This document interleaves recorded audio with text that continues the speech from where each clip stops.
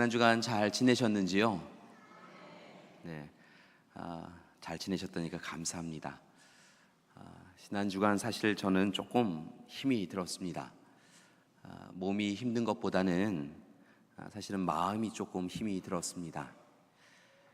왜냐하면 사랑하는 믿음의 어머님들을 세 분이나 하나님께 보내드렸기 때문입니다. 실은 올해 들어서서 많은 우리 믿음의 아버님, 어머님들 또 믿음의 가족분들이 하나님의 부르심을 받고 계셔서 마음이 아픕니다. 물론 이 땅에서 이별이 이별 끝이 아니라고 하는 것을 알고 있고 또 하나님이 예외 주신 귀한 처소가 있다라고 하는 것을 분명 알지만 이 땅에서 그 귀하신 모습, 아름다우신 모습을 뵐 수 없다라고 하는 것, 그것이 때로는 제게도 마음이 아픈 일입니다. 지난 한 주도 사랑하는 가족을 하나님 앞에 먼저 보내드리고 이별을 겪고 있는 가족들을 바라보면서 더 힘이 되어드리지 못하여서, 더 위로해드리지 못하여서 죄송한 마음이 들었습니다. 그런데 실은 장례식을 진행하면서 제게 또 다른 마음 하나가 생겼습니다. 그것은 바로 감사하는 마음이었습니다. 우리 가족분들을 뵈면서 마음 아픔으로 어찌해야 되나라고 근심하였는데 감사하게도 예배를 드리면서 하나님께서 귀한 깨달음을 주셨습니다. 첫 번째는 하나님께 감사하는 감사의 마음이었습니다.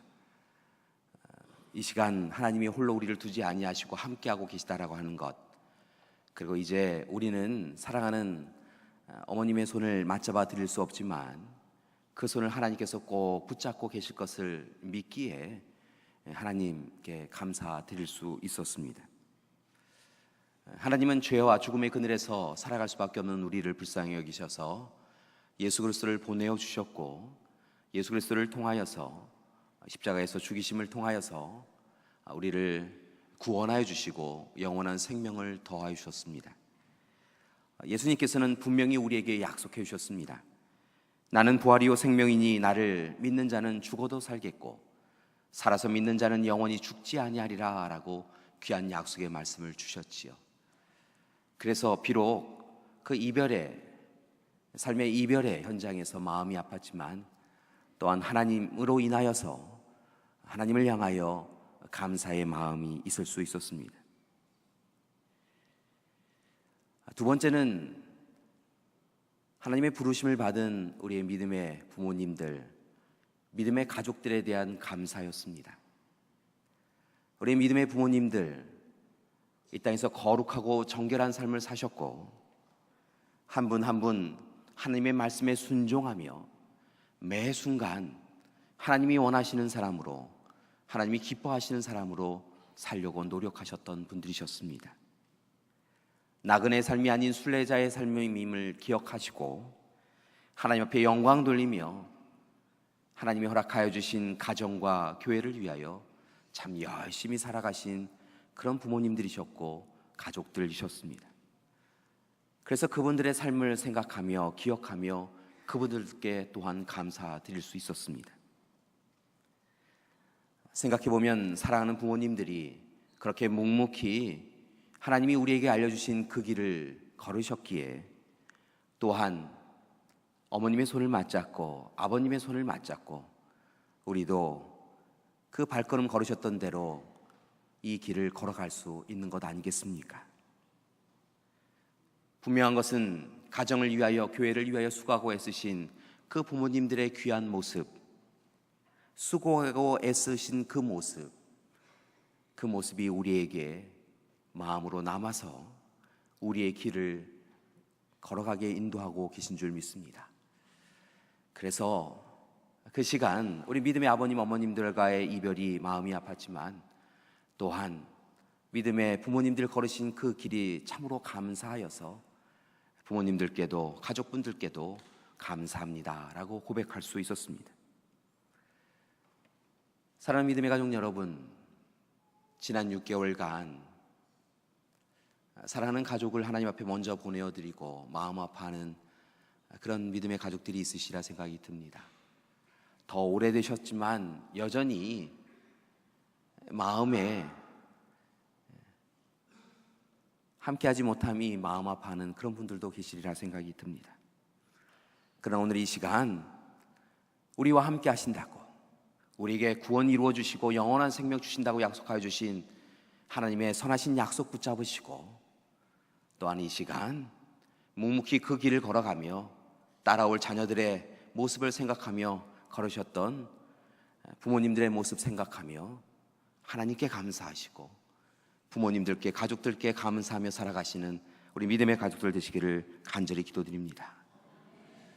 오늘 말씀은 바로 그러한 감사에 대하여서, 감사가 무엇인가, 또 어떤 감사를 드려야 되는가라고 하는 부분에 대해서 우리에게 이야기해 주고 있습니다. 오늘 말씀을 보면 예수님께서 예루살렘으로 나아가시면서 갈릴리와 그리고 사마리아 그 경계선쯤에 있는 어느 한 마을에 들어가셨다라고 하면서 말씀이 시작하는 것을 봅니다. 그 마을에 들어가셨는데 예수님의 일행과 멀리 떨어진 곳에서 10명의 나병 환자가 예수님의 이름을 부르며 간절히 청하는 것을 봅니다. 예수님, 우리를 불쌍히 여기소서. 예수님, 우리를 불쌍히 여기셔서 우리를 치유하여 주시옵소서. 우리를 구원하여 주시옵소서. 그렇게 간구하였던 것을 봅니다. 예수님께서 그들을 외면하지 아니하시고 그들을 만나시는데요, 그들에게 나아가셔서 그들에게 나아가 제사장에게 너희의 몸을 보이라 라고 말씀하시는 것을 봅니다. 나병이라고 하는 것은 지금도 그렇지만 그때는 더 힘든 병이었던 것을 봅니다. 한센병이라고 불려지는 이 나병은 당시에는 특별히 병 중에서도 중환병으로 여겨졌고, 이 병은 특별히 죄를 많이 범하였을 때 그에게 이루어지는 질병이었다라고 이야기되어졌습니다. 나병에 걸린 사람들은 이 질병으로 인하여서 죄인임이 확정되어져서 사람들로부터 조롱과 멸시를 당하였고, 또 다른 이 나병이 전염될 수 있다라고 하는 사실 때문에 마을과 공동체에서 멀리 떨어져 갈 수밖에 없었던 것을 봅니다. 나병 환자는 스스로 자기 자신이 죄인임을 드러내며 살았던 것을 봅니다.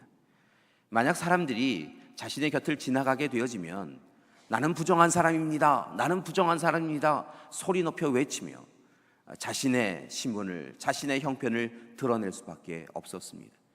그것이 바로 율법이었습니다. 오늘 이 시간 스스로 나는 질병이 있는 사람입니다, 나는 병자입니다, 나는 죄인입니다, 따라서 내 곁에 오지 마십시오라고 외칠 수밖에 없는 그들의 형편을 생각해 보면 그들이야말로 육의 질병만이 아니라 마음으로도 커다란 아픔을 겪은 사람들이었다는 것입니다. 이처럼 나병 환자는 육체적으로, 심리적으로, 사회적으로 고통을 당하고 있었고, 어떻게 해서든지 이 질병에서 낫고자 원하는 것이 그들의 삶이었습니다. 그런데 그것이 쉽지 않았습니다. 그래서 나병 환자는 늘 마을 공동체 밖에 머물렀고, 때로 가족들이 가져다 주는 음식이 있으면 간신히 그 음식을 먹으며 살아갈 수 있었고, 때로 가족이나 마을 공동체가 그를 외면하면 그는 늘 굶으며 그의 삶 가운데 눈물 흘리며 살아갈 수밖에 없었던 것을 봅니다. 다행히 여러 가지 노력 끝에 나병이 나아도 이 나병이 나음을 자신만 확인하고 마을 공동체로 들어갈 수 있는 것이 아니었습니다. 그들은 제사장에게 나아가서 자신이 질병을 앓았던 사람인데 질병에서 나았습니다라고 하는 것을 이야기하고, 자신의 몸을 보이고 자신의 의복을 보이고 자신의 침구를 보여서 그 모든 질병에서 나은 것을 제사장을 통하여서 확정받은 이후에야 마을로 돌아갈 수 있었습니다. 그들은 제사장과 함께 정결례 중에 하나인 제사를 드려서 하나님 앞에 자기 자신이 온전히 깨끗하여졌음을 또한 고백하고 확인받고 그렇게 가족으로 돌아갈 수 있었던 것이지요. 그렇게 오늘 말씀에서도 예수님께서는 우리를 불쌍히 여기소서, 우리를 치료하여 주시옵소서라고 청하였던 그들에게 오늘 이 시간 나아가 제사장에게 몸을 보이라라고 말씀하셨다는 것입니다. 놀라운 것은요, 예수님께서 그들을 부르셔서 다른 이들을 고치시는 것처럼 참으로 그들이 나았다라고 확정시켜 주신 것도 아니고요, 또 다르게는 손을 얹으셔서 기도하신 것도 아닌데요, 그들이 제사장에게로 달려갈 때에 놀라운 것은 그들의 몸이 치유받은 것을 확인받았다는 것입니다. 자기 자신이 확인하였고 함께 달려가던 10명의 나병 환자들이 서로의 몸을 확인하며 그들의 병이 치유되어졌음을, 나병에서 깨끗하게 되어졌음을 확인받을 수 있었던 것을 봅니다. 자, 이렇게 나병을 치유를 받았다고 한다면 그들이 그들의 몸을 낫게 해주신 예수님께로 돌아오는 것이 합당하다 생각하는데요, 오늘 15절의 말씀을 보니까 9명의 사람은 그냥 관례대로 제사장에게로 나아갔고 오직 한 사람, 그것도 사마리아 사람 한 사람만이 다시 돌아와 예수님께 무릎을 꿇고 경배하였다라고 기록한 것을 봅니다. 그리고 그런 사마리아 사람을 향하여서 주님은 그에게 놀라운 축복을 주시는데, 바로 일어나 가라, 내 믿음이 너를 구원하였다라고 하며 구원을 확정시켜 주신 것을 봅니다. 여러분, 오늘 말씀을 읽으면서 예수님께서 그 사마리아인에게 한 질문을 통하여 우리도 같은 의문을 갖게 되어집니다. 10사람이 다 깨끗함을 받지 않았느냐? 그런데 왜 9만 여기에 있느냐라고 주님이 묻고 계시다는 것입니다. 주님은 오늘 이 시간 그들의 병이 나을 것을 이미 아셨고 그들이 돌아올 거라고 하는 기대를 가지고 계셨던 것으로 보입니다. 그런데 그 10명이 다 돌아오지 아니하고 오직 한 사람, 사마리아 사람만 돌아온 것을 보고 왜 너만 돌아왔느냐라고 묻고 계시다는 것이지요. 여러분, 우리도 말씀을 읽으면서 같은 질문을 가지게 되어지는데요, 여러분, 9명은 도대체 어디에 간 것일까요? 물론 알고 있습니다. 제사장에게 돌아갔고 그들의 몸이 치유되어졌음을 보였고 그리고 마을로, 그들의 공동체로 돌아갔겠지요. 그러나 왜 그들은 그들의 몸을 낫게 해주신 주님께로 돌아올 생각을 하지 않았던 것일까요? 왜 사마리아 사람만 그 자리에 돌아온 것일까요? 성경의 말씀을 보면 그것에 대해 구체적으로 이야기하고 있지 않지만 두 가지 이유를 우리는 그 행간에서 찾아볼 수 있을 것 같습니다. 첫 번째는 9명의 사람은 모두 다 함께 누리는 감사에 대하여서는 감사하지 않았다는 것입니다.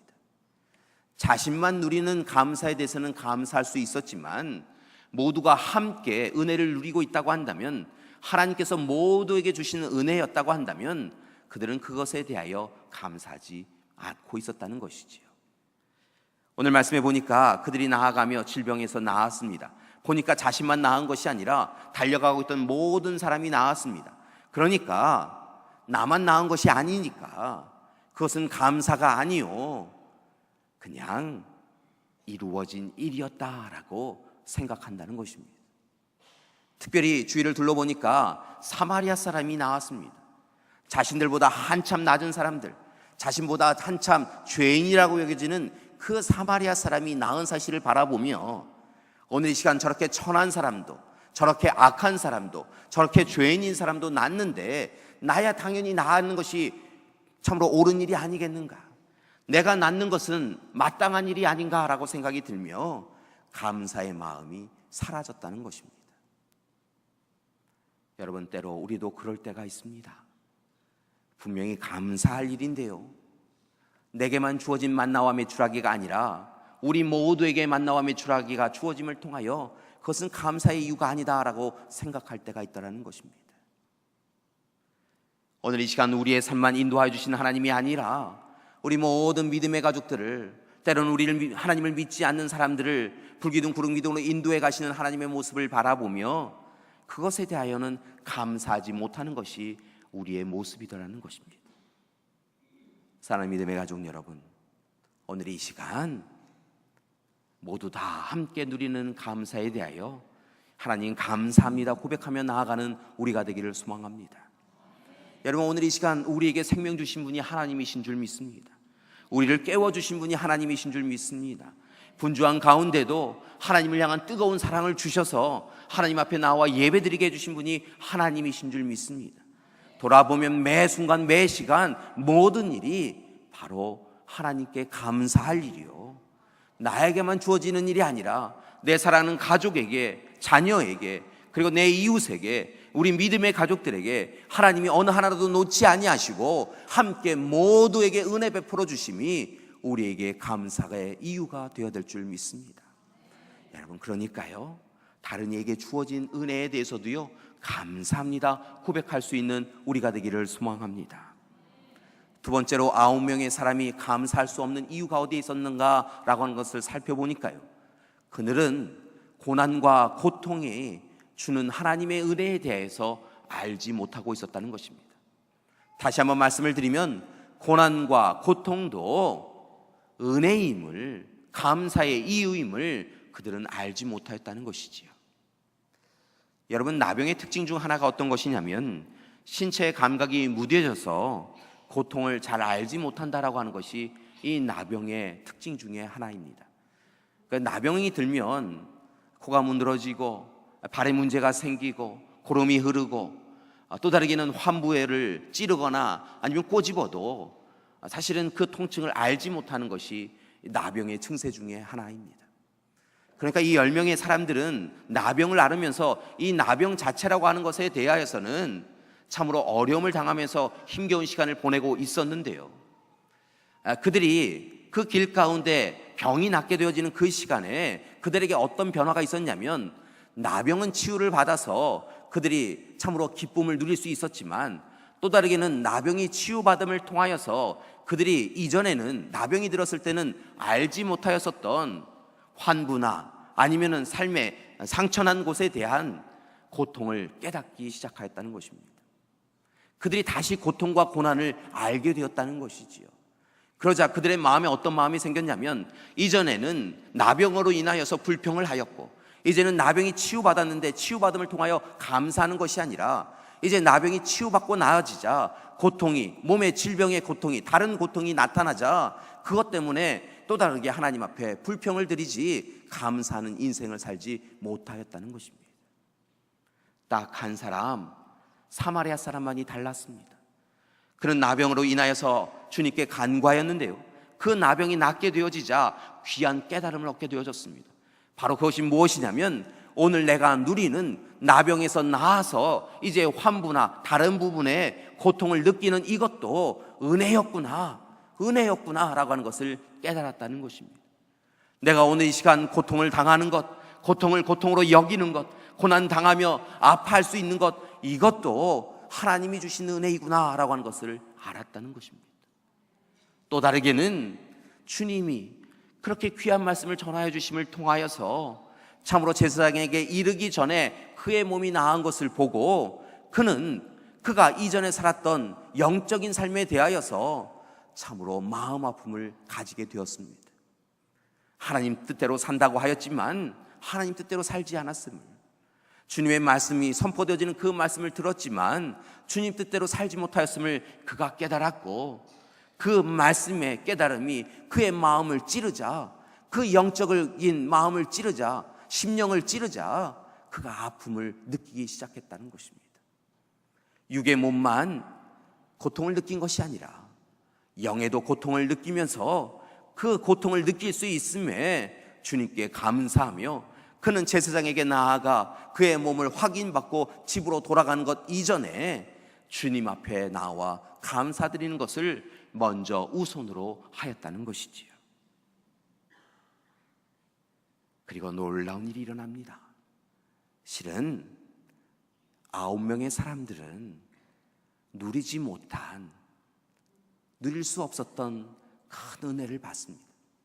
그것이 바로 무엇이냐면, 오늘 말씀 그렇게 찔림을 통하여서, 고통도 은혜임을 통하여서 깨달은 그가 주님 앞에 나와 주님 앞에 자신의 몸을 드러내 보이고 주님께 감사의 찬양을 드리자, 주님께서 오늘 그에게 내 믿음이 너를 구원하였다라고 이야기하시며, 단순히 몸의 질병만 나은 것이 아니라 그의 영도 삶도 모두 온전히 회복되어졌음을 알려주신 것입니다.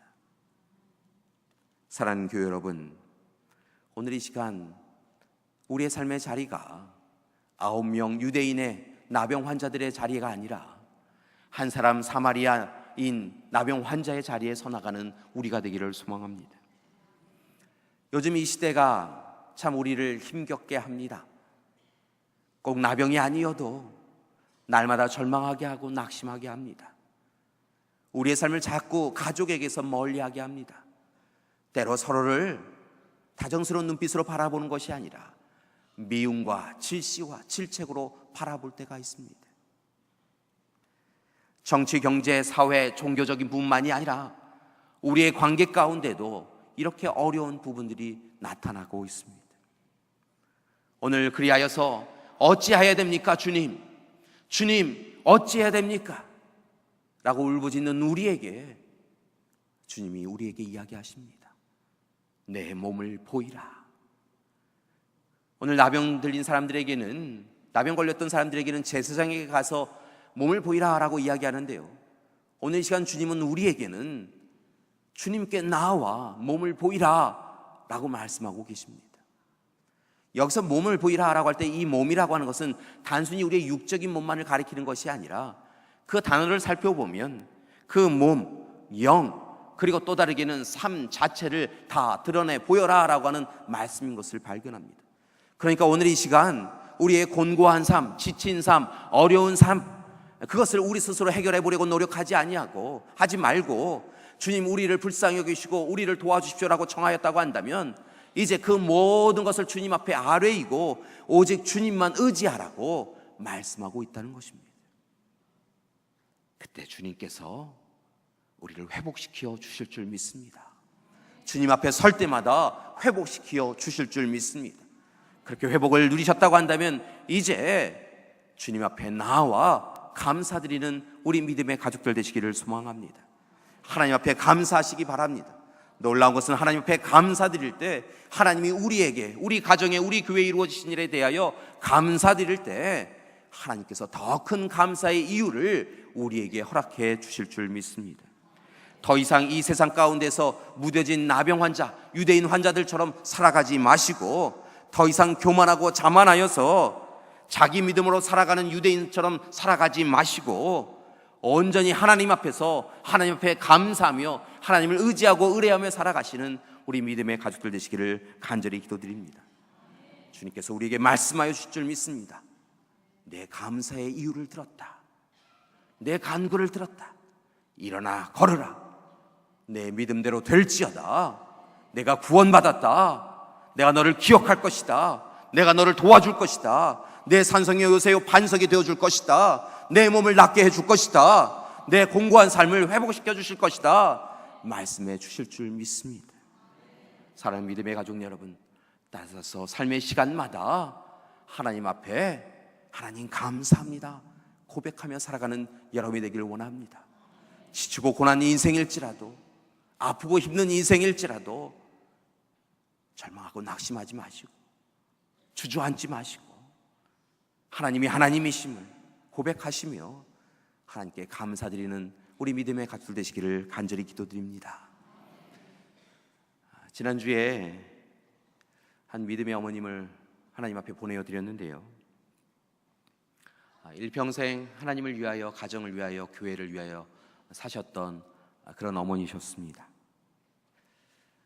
참 귀한 삶 살아오셨는데요, 안타까운 것은 연세를 드시면서 어쩔 수 없이 몸에 연약함이 생기시고 또 생각하시는 것에도 어려움이 있으셨습니다. 그래서인지 때로 권사님 가시던 길에 가만히 멈추어 계시는 것을 뵌 적이 있습니다. 어디 가시려고요? 라고 말씀을 드리면 글쎄요, 제가 어디 가고 있었나요? 라고 하시기도 하셨습니다. 그런데 놀라운 것은 교회에 오는 길은 잊지 않으셨습니다. 그래서 댁에서 교회로 그렇게 쉽게 찾아오셨는데요, 권사님 하루에도 몇 번씩 교회 오곤 하셨습니다. 오셔서 만나는 사람들에게 오늘 예배가 없냐고, 예배 어디서 드리느냐고 그렇게 묻곤 하셨습니다. 다른 것은 다 잊으셨는데요, 교회를 잊지 않고 찾아오시고 예배 드리는 것이 어디냐고, 오늘 예배 언제 드리냐고 그렇게 묻곤 하셨습니다. 그래서 권사님, 오늘은 예배 드린 날 아니고요, 내일이에요. 내일 오세요. 그러면 그래요, 감사합니다 라고 하시고요, 그래도 머뭇거리시면서 예배당을 나가지 않으시면 권사님 저희 베델성전에 가셔서 기도하고 가세요. 그럼 예 감사합니다. 하나님 감사합니다. 목사님 감사합니다. 그렇게 말씀하시곤 하셨습니다.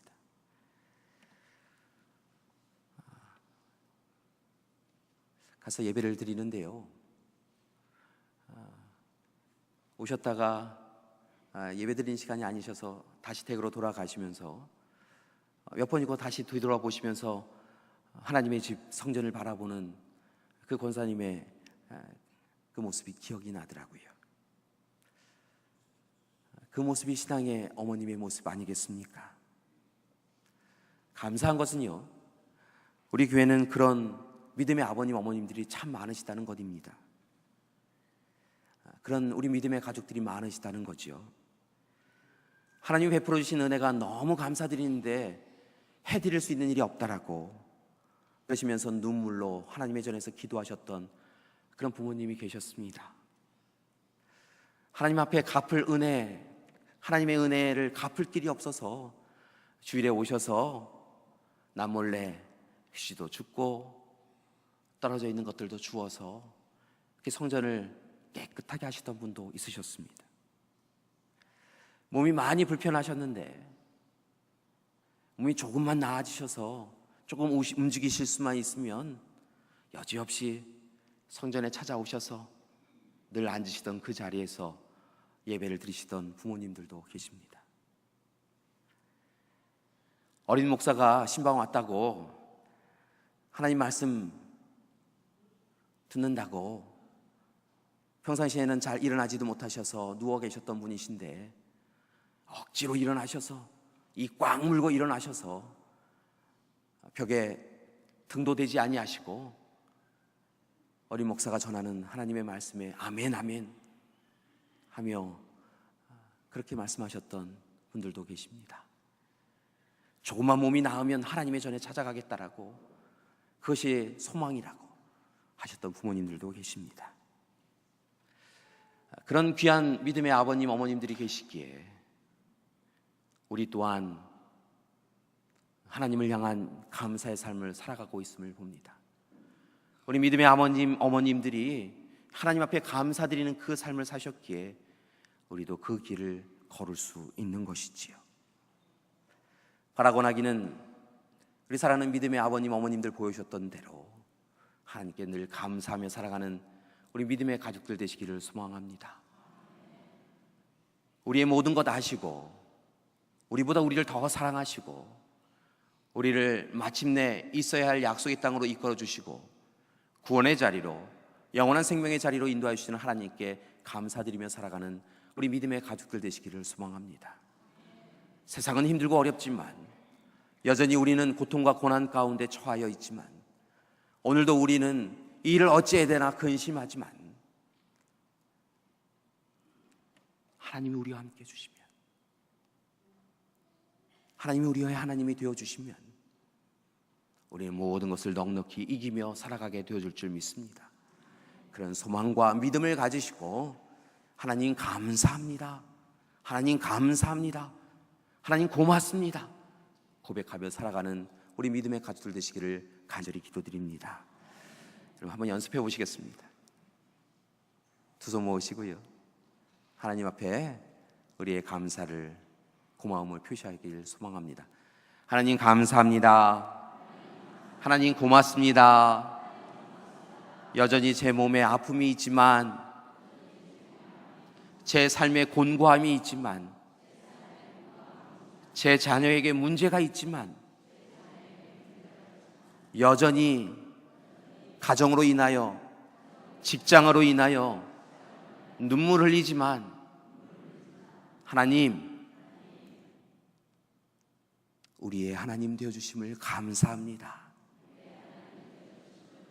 하나님을 의지합니다.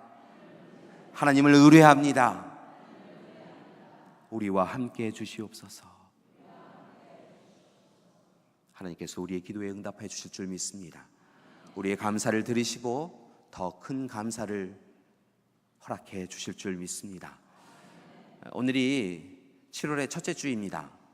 언제 알지 못하는 사이에 이렇게 6개월이 순식간에 지나버렸습니다. 생각해보면 지난 6개월 동안 좋은 일도 있었지만 때로는 어렵고 힘든 일도 있었지요. 그 어렵고 힘든 일을 어떻게 이기나 생각하였는데요, 돌아보면 참 놀랍게도 하나님께서요 이기게 해주셨습니다. 얼마나 감사한지요. 오늘은 바로 그 감사를 드리는 날입니다. 그리고 앞으로의 6개월을 이제 또 하나님 감사합니다 고백하며 사는 첫날이기도 합니다. 바라고 나기는 우리 모든 믿음의 가족들이 하나님 감사합니다, 감사합니다 고백하며 살아가는 2017년 하반기가 되시기를 간절히 기도드립니다. 함께 기도하시겠습니다.